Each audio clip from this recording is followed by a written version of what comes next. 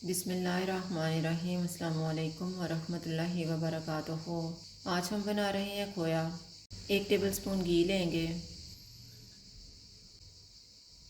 1/3 cup दूध डालेंगे, इनको मिक्स करेंगे। चूल्हे को मैंने कम रखा हुआ है।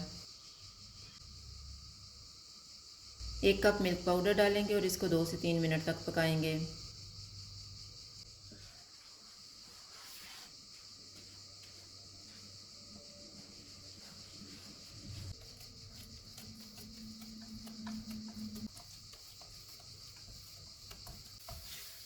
मैंने इसको 2 मिनट तक पकाया है। अब हम चूल्हा बंद कर देते हैं और इसको एक प्लेट में डाल लेते हैं।